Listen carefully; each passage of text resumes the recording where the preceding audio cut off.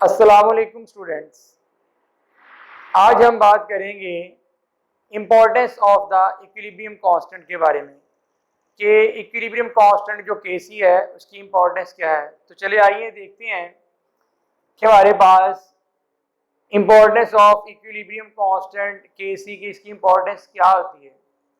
Equilibrium जो constant है केसी, ये हमें दो चीज़ों के बारे में इंफॉर्मेशन देता है। वो कौन कौन सी दो चीज़ें हैं?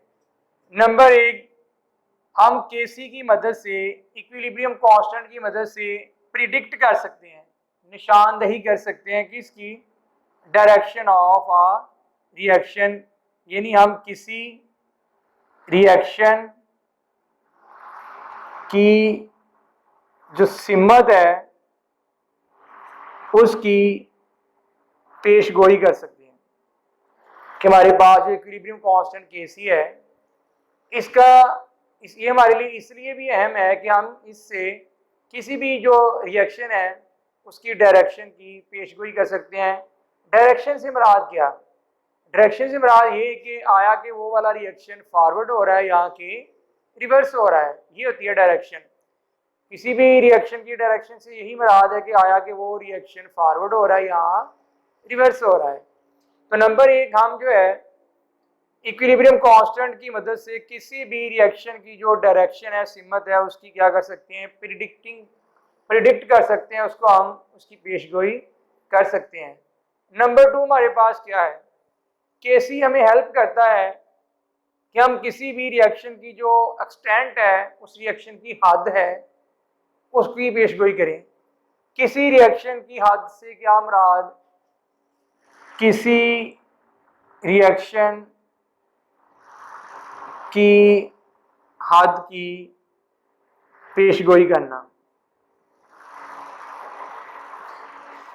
किसी रिएक्शन की हद की पेशगोई से मुराद कि हमारे पास किस हद तक रिएक्टेंट्स जो हैं वो प्रोडक्ट्स में क्या हो चुके हैं? चेंज हो चुके हैं। जिस तरह फॉर एग्जांपल हमारे पास ये एक नीचे रिएक्शन है, हम जानते हैं कि इसमें ये वाली जो दो चीज़ें हैं ये रिएक्टेंट्स हैं, ये वाली दो चीज़ें रिएक्टेंट्स हैं और ये हमारे पास चीज़ जो है वो प्रोडक्ट है। जो केसी है हमें इस चीज़ में भी हमारी हेल्प करेगा कि हमारा जो रिएक्शन शुरू हुआ था इक्विलिब्रियम एस्टेब्लिश होने तक हमारे कितने रिएक्टेंट जो हैं वो किस में चेंज हो चुके हैं? प्रोडक्ट में चेंज हो चुके हैं। ये भी हमारी क्या करता है? केसी हेल्प करता है। तो पता चला कि जो इक्विलिब्रियम कांस्टेंट है इसकी हमारे लिए जो इम्पोर्टेंस है वो ये है कि हमें दो चीज़ों में हमारी क्या करता है? हेल्प करता है। Number one is the predicting direction of a reaction, किसी रिएक्शन की जो डायरेक्शन है उसको प्रिडिक्ट करना, आया कि कोई रिएक्शन फॉरवर्ड हो रहा है या रिवर्स हो रहा है या इक्विलिब्रियम क्या हो चुका है? एस्टेब्लिश हो चुका है। Second one is the predicting extent of a reaction, किसी रिएक्शन की हद की पेशगोई करना। किसी रिएक्शन की हद की पेशगोई करने से मुराद कि आया कि किस हद तक हमारे पास जो रिएक्टेंट्स हैं वो प्रोडक्ट में चेंज हो चुके हैं इक्विलिब्रियम के एस्टेब्लिश होने पर। ये चीज़ें आइए हम सबसे पहले जानेंगे किसी रिएक्शन की जो सिमत की पेशगोई कैसे की जाती है। अब हमारे पास ये एक रिएक्शन भी दिया हुआ है, तो किसी भी डायरेक्शन ऑफ अ रिएक्शन जो है ना, किसी भी रिएक्शन की जो डायरेक्शन होती है eight particular moment, particular moment किसी खास लम्हे पर, सपोज मेरे पास अभी फ़िलहाल ये रिएक्टेंट्स हैं और मैंने क्या किया, अभी मैंने जो है वो रिएक्शन जो है वो स्टार्ट नहीं करवाया, मेरे पास सिर्फ ये दो रिएक्टेंट्स हैं। जब रिएक्शन शुरू होगा तो ये प्रोडक्ट जो है ये बनना शुरू हो जाएंगे, हाइड्रोजन आयोडाइड गैस बनेगी और हमारे पास ये क्या होगा? प्रोडक्ट होगा। अब सपोज कर लेते हैं कि रिएक्शन शुरू हुए को, रिएक्शन जब हमने शुरू करवाया था, रिएक्शन शुरू होने के 5 मिनट बाद हम ये चेक करना चाह रहे हैं आया कि रिएक्शन फॉरवर्ड हो रहा है, रिएक्टेंट मिलकर क्या प्रोडक्ट बना रहे हैं अभी, या रिएक्शन आया कि रिवर्स हो रहा है या इक्विलिब्रियम एस्टेब्लिश हो चुका है। हम इनमें से किसी भी चीज़ के बारे में जानना चाहते हैं कि रिएक्शन जो है उसकी डायरेक्शन 5 मिनट बाद क्या है। रिएक्शन के शुरू होने के बाद 5 मिनट बाद किसी भी रिएक्शन की डायरेक्शन क्या आया कि वो फॉरवर्ड हो रहा है या रिवर्स हो रहा है या इक्विलिब्रियम क्या हो चुका है, एस्टेब्लिश हो चुका है। तो इसके लिए हमें क्या करना पड़ेगा, इसके लिए हमें जो हमारे पास इक्विलिब्रियम एक्सप्रेशन होता है, अगर हम इस इक्वेशन के लिए इक्विलिब्रियम एक्सप्रेशन लिखें, ये है इक्विलिब्रियम एक्सप्रेशन। इक्विलिब्रियम एक्सप्रेशन कैसे लिखा जाता है, इसमें हम जो प्रोडक्ट होते हैं प्रोडक्ट को ऊपर रखते हैं और प्रोडक्ट के साथ जो मोल होते हैं हम उनकी मोल को उसकी क्या बनाते हैं, पावर बनाते हैं। और जो रिएक्टेंट होते हैं इनकी मोलर कंसंट्रेशन क्या लिखी जाती है, बटे के नीचे लिखी जाती है, डिनोमिनेटर में बटे में लिखी जाती है। अब बात मैं ये कर रहा हूं कि हम 5 मिनट गुजर जाने के बाद देखना चाह रहे हैं कि हमारे पास रिएक्शन की डायरेक्शन क्या है। तो हमने 5 मिनट बाद क्या करनी है, हमने कंसंट्रेशन लेनी है कि हमारे पास 5 मिनट बाद रिएक्टेंट कितने बच गए हैं और हमारे पास प्रोडक्ट कितने बन चुके हैं। चलिए आइए यहाँ पर देखिए, मैंने इस 5 मिनट बाद सपोज कर लेते हैं हमने 5 मिनट बाद जो है वो कंसंट्रेशन ली रिएक्टेंट्स की और प्रोडक्ट की, तो हमारे पास क्या आई, जो हाइड्रोजन गैस है उसकी हमारे पास कंसंट्रेशन 0.10 मोल पर डीएम क्यूब है। आयोडीन गैस की हमारे पास कंसंट्रेशन 5 मिनट बाद 0.20 मोल पर डीएम क्यूब है। और हाइड्रोजन आयोडाइड गैस की कंसंट्रेशन हमारे पास 5 मिनट गुजर जाने के बाद 0.40 मोल पर डीएम क्यूब है। हम क्या करेंगे, हम इन कंसंट्रेशन को इस वाले इक्विलिब्रियम एक्सप्रेशन, ये वाला जो इक्विलिब्रियम एक्सप्रेशन है इसमें हम इन वैल्यूज को क्या करेंगे, पुट करेंगे। पुट करने के बाद हमारे पास जो वैल्यू आई है 8.0, वो हमारे पास है रिएक्शन कोशेंट की वैल्यू। तो हमारे पास जो QC है इक्विलिब्रियम कोशेंट कह लें हम या रिएक्शन कोशेंट कह लें, ये हमारे पास ऐसी वैल्यू होती है जो हम किसी भी लम्हे एट एनी टाइम रिएक्टेंट और प्रोडक्ट की कंसंट्रेशन को इक्विलिब्रियम एक्सप्रेशन में जो है वो पुट करने से क्या करते हैं, हासिल करते हैं। रिएक्शन कोशेंट हमारी हेल्प करेगा क्या, किस में, किसी भी रिएक्शन की डायरेक्शन को क्या करने के लिए, बताने के लिए। चलिए आइए अब हम देखते हैं। अब ये वाला जो रिएक्शन मैंने लिखा हुआ है इसके लिए जो Kc की वैल्यू है वो है 57.0, कितने टेम्परेचर पर, 700 केल्विन के ऊपर। हमें इक्विलिब्रियम कांस्टेंट Kc की वैल्यू दी गई है इस रिएक्शन के लिए कि इस रिएक्शन के लिए जो इक्विलिब्रियम कांस्टेंट है उसकी वैल्यू है 57.0। अब किसी भी रिएक्शन की पेशगोई करने के लिए क्या किया जाता है, हमने जैसे अभी किया कि direction of a reaction at a particular moment, कि किसी भी रिएक्शन की जो डायरेक्शन है एट पार्टिकुलर मोमेंट, किसी भी लम्हे, फॉर एग्जांपल आपने 5 मिनट बाद चेक की है कि डायरेक्शन की रिएक्शन क्या है, आप 5 मिनट बाद चेक करना चाह रहे हैं रिएक्शन शुरू होने के बाद, can be predicted by inserting the concentration, can be predict, हम इसकी निशानदेही कर सकते हैं bye inserting the concentration of reactants and products, reactants और प्रोडक्ट की कंसंट्रेशन को क्या करके, इंसर्ट करके। यहाँ पर हमने इस रिएक्शन जो है वो इक्विलिब्रियम एक्सप्रेशन के अंदर हमने क्या किया है, हमने इंसर्ट की है कंसंट्रेशन रिएक्टेंट की भी और प्रोडक्ट की भी। प्रोडक्ट की कंसंट्रेशन ऊपर पुट की है, रिएक्टेंट्स की नीचे की है। तो और ये हम इन वैल्यूज को पुट करके इक्विलिब्रियम एक्सप्रेशन के अंदर हम क्या कर सकते हैं, रिएक्शन कोशेंट निकाल सकते हैं। अब जो रिएक्शन कोशेंट होगा ना उसको हम कंपेयर करेंगे किसके साथ, Kc के साथ। तो हम आसानी के साथ जो है फिर प्रिडिक्ट कर लेंगे किसको, डायरेक्शन ऑफ आ रिएक्शन। इन सिंपल है कि आपने किसी भी लम्हे अगर ये चेक करना है कि हमारे पास रिएक्शन फॉरवर्ड जा रहा है या रिवर्स जा रहा है या इक्विलिब्रियम एस्टेब्लिश हो चुका है, तो आप क्या करें, सिंपली उस टाइम पे क्या करें, रिएक्टेंट्स और जो प्रोडक्ट हैं इनकी कंसंट्रेशन जो है वो इक्विलिब्रियम एक्सप्रेशन में पुट करें तो हमारे पास रिएक्शन कोशेंट निकल आएगा। अब हम इसको चले आएंगे कंपेयर करते हैं। अगर हम देखें तो इस रिएक्शन के लिए हमारे पास जो Kc की वैल्यू है वो है 57.0 और इसी रिएक्शन के लिए हमने जब 5 मिनट बाद कंसंट्रेशन थी किसकी, रिएक्टेंट्स की और प्रोडक्ट्स की, हमने रिएक्टेंट्स और प्रोडक्ट की जो कंसंट्रेशन थी कितने मिनट बाद, 5 मिनट बाद जब हमने इक्विलिब्रियम एक्सप्रेशन के अंदर पुट की तो हमारे पास जो रिएक्शन कोशेंट की वैल्यू निकली वो निकली 8.0। तो अब हम इन दोनों को कंपेयर करेंगे तो हम कह सकते हैं कि direction of a reaction can be predicted by the comparison of Kc and Qc value.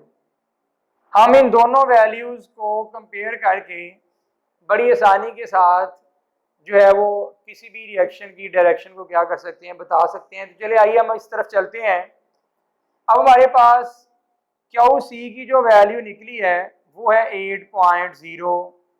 हमने चेक किया था कि रिएक्शन शुरू होने के 5 मिनट बाद, रिएक्शन शुरू होने के 5 मिनट बाद जब QC रिएक्शन कोशेंट मालूम किया तो निकला 8.0।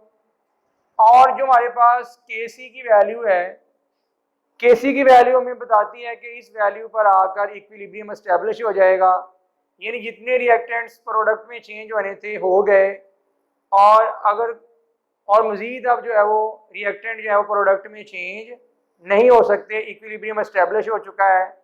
जितने रिएक्टेंट बचने थे बच गए, जितने प्रोडक्ट्स बनने थे बन गए। अब मज़ीद रिएक्टेंट अगर प्रोडक्ट बनाएंगे तो उतने ही प्रोडक्ट टूट कर क्या बना देंगे, रिएक्टेंट बना देंगे। और हमारे पास Kc की जो है उसकी वैल्यू है 57.0। अब हम दोनों को कंपेयर करते हैं। देखें 5 मिनट हमने देखा, 5 मिनट बाद कि हमारे पास QC की जो वैल्यू आई है ना वो आई है 8.0 और इक्विलिब्रियम जो है वो कितने पे एस्टेब्लिश होना था, 57.0 पे। इसका मतलब हमने जाना तो था कहाँ तक, हमने जाना था 57 तक, लेकिन अभी पहुंचे कहाँ पर, 8.0 तक।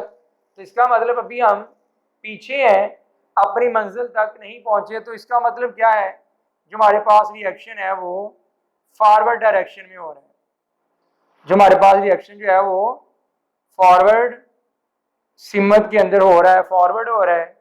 अगर सपोज हमने 10 मिनट बाद चेक किया, रिएक्शन शुरू होने के बाद हमने 10 मिनट बाद जो है रिएक्टेंट्स की कंसंट्रेशन और प्रोडक्ट की कंसंट्रेशन इस वैल्यू इस एक्सप्रेशन के अंदर पुट की, और हमारे पास जो रिएक्शन कोशेंट आया वो रिएक्शन कोशेंट जो हमारे पास आया 10 मिनट बाद वो आया 67 आ गया।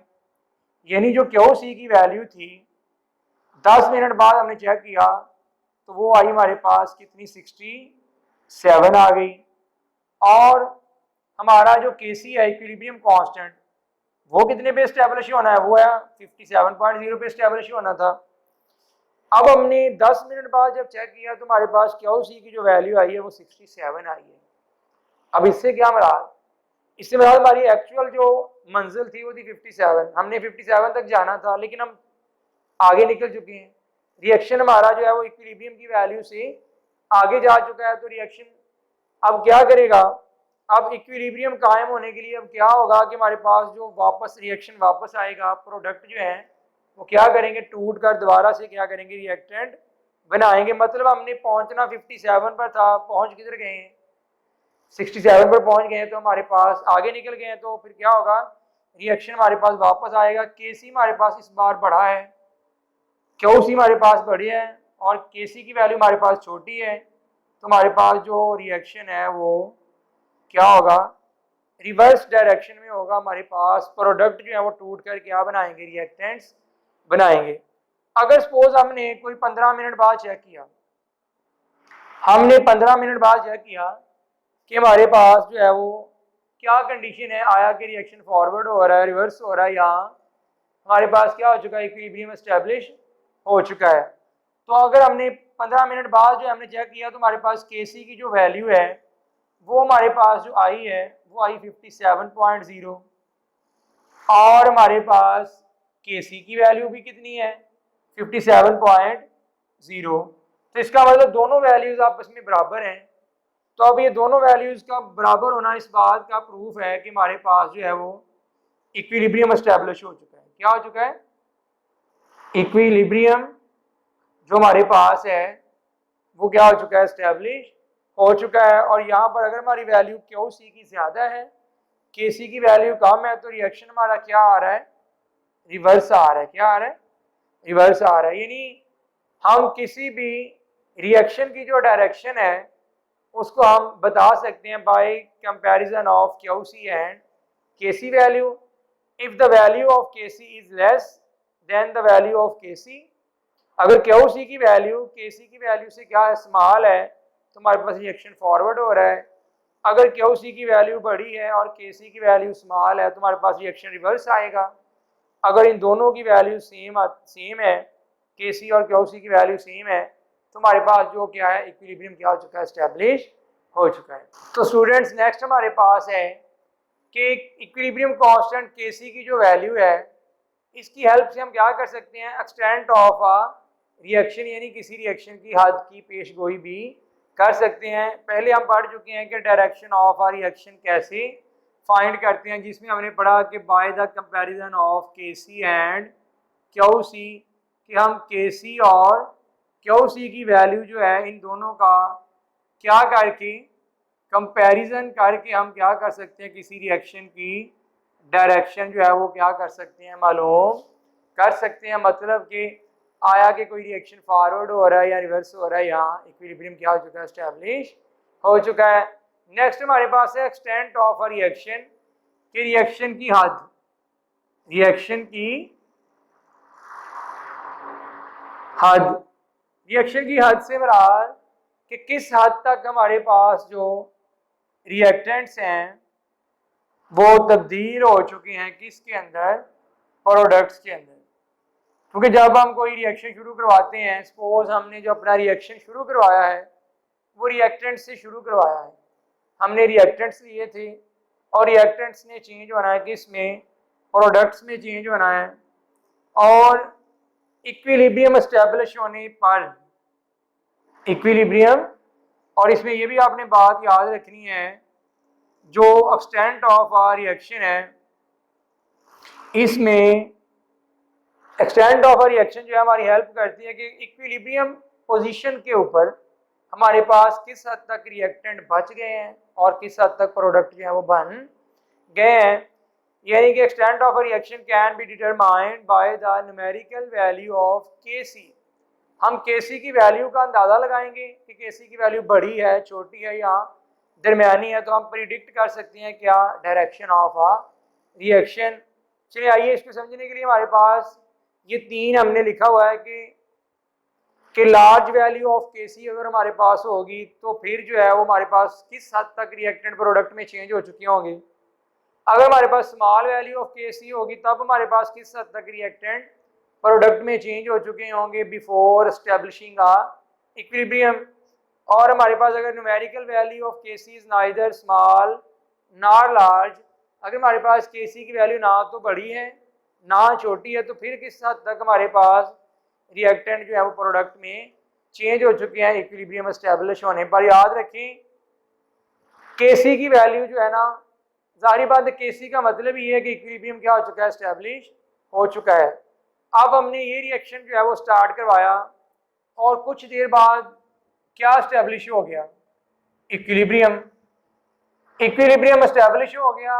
और याद रखें कि जब इक्विलिब्रियम एस्टेब्लिश हो जाएगा तो हमारे पास मज़ीद रिएक्टेंट प्रोडक्ट में चेंज नहीं होंगे और ना ही जो प्रोडक्ट हैं वो टूट कर क्या बना सकेंगे? रिएक्टेंट्स बना सकेंगे। अगर फॉर एग्जांपल हमारे पास ये बच गए हैं 5% और ये हमारे पास है 95% प्रोडक्ट बन चुके हैं और इक्विलिब्रियम क्या हो चुका है? एस्टेब्लिश हो चुका है।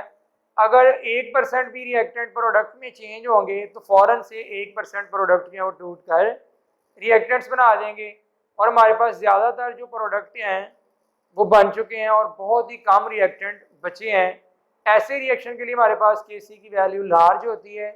के सी की वैल्यू लार्ज होने का मतलब कि हमारे पास ज़्यादातर रिएक्टेंट्स किस में कन्वर्ट हो चुके हैं?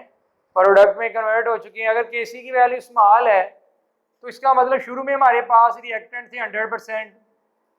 सपोज कोई 5-7 मिनट बाद क्या स्टैब्लिश हो गया, 5-7 मिनट बाद इक्विलिब्रियम जो है वो स्टैब्लिश हो गया और हमारे पास रिएक्टेंट जो हैं वो बच गए हैं कितने परसेंट, रिएक्टेंट हमारे पास 98% बच गए, सिर्फ कितने परसेंट प्रोडक्ट बने, सिर्फ 2%। हमारे पास देखिए ऐसा रिएक्शन कि हमने रिएक्शन शुरू करवाया और 5 मिनट बाद सपोज क्या हो गया, इक्विलिब्रियम एस्टेब्लिश हो गया और हमारे पास जो प्रोडक्ट थे वो कितने बच गए 98%, और रिएक्टेंट 98% बच गए और प्रोडक्ट सिर्फ कितने परसेंट बचे बने 2%।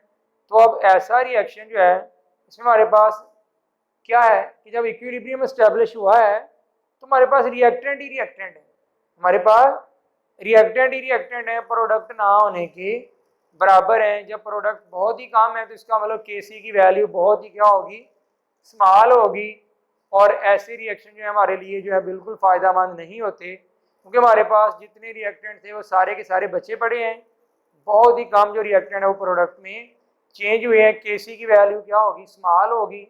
हम कहेंगे कि हमारे रिएक्शन की जो हद है वो बहुत ही कम है, यानी बहुत ही कम रिएक्टेंट किसमें चेंज हुए हैं, प्रोडक्ट में चेंज हुए हैं। अगर हमारे पास Kc की वैल्यू जो है वो ना तो स्मॉल हो ना ही क्या हो, लार्ज हो, यानी इस तरह ये 0.5211 है, तो ऐसे रिएक्शन में क्या होता है, ऐसे रिएक्शन में जब हमारे पास इक्विलिब्रियम एस्टेब्लिश होगा,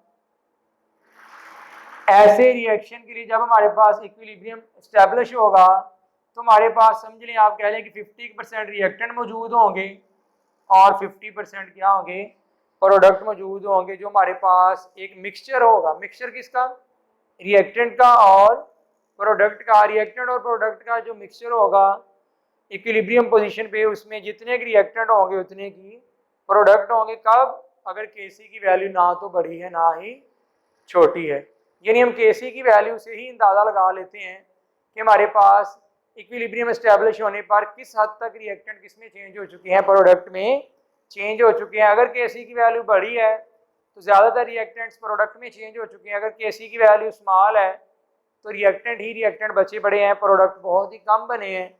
अगर Kc की वैल्यू ना बड़ी है ना छोटी है तो हमारे पास जितने % रिएक्टेंट बचे हैं उतने % प्रोडक्ट जो है वो बन गए हैं। Thank you.